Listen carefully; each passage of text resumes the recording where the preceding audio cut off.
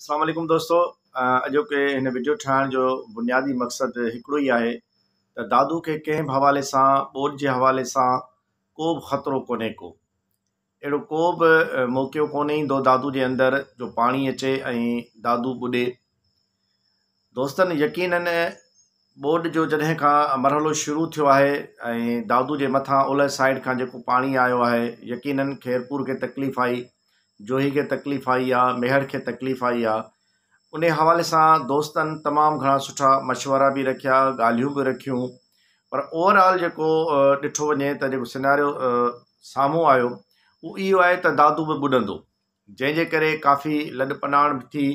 असां वक़्तनि फ़वक़्तनि मुख़्तलिफ़ जेके दोस्त आहिनि, दादू प्रेस क्लब जे सदर साईं साबिर हुसैन बंड साहब, साईं अज़ीज़ राजाणी साहब, इन काफ़ी सारनि दोस्तनि इन शइ खे वाज़े कयो त बहरहाल ख़तरो आहे, पर इन जो मक़सदु इहो बिल्कुलु बि कोन्हे को त दादू खे पाणी ईंदो या ॿोॾि ईंदी।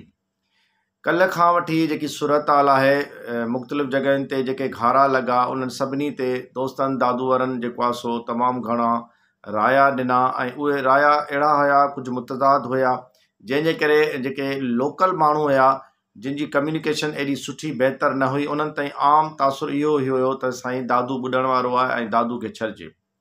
सरदार रजब ख़ान शाहाणी बि इन मामले ते तमामु घणो जेको आहे सो ॿोॾियुनि ते ॿियनि जॻहियुनि ते वियो, साईं मोहम्मद बख्श कोराई साहब बि वियो। अहिड़ा खोड़ सारा दोस्त आहिनि जिन मुख़्तलिफ़ जॻहियुनि ते वञी, प्लेटफार्म ते वञी उहे सभु शयूं शेयर कयूं।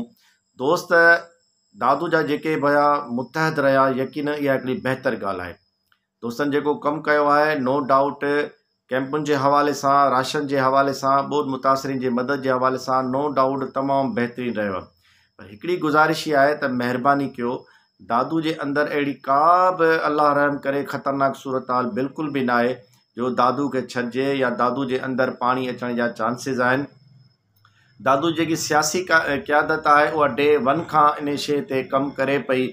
यकीननि किथे उन्हनि जो वस हले थो, किथे उन्हनि जो वस नथो हले, पर आउं यकीन सां इहा ॻाल्हि चवां थो त दादू खे क़तई तौरु को बि ख़तरो कोन्हे को, ऐं दादू जी सियासी क़यादत, दादू जा समाजी वर्कर, दादू जा सुठा ज़हन इन शइ खे सम्झनि बि था ऐं इहा शइ खे महसूस बि कनि था त दादू कोन ॿुॾंदो।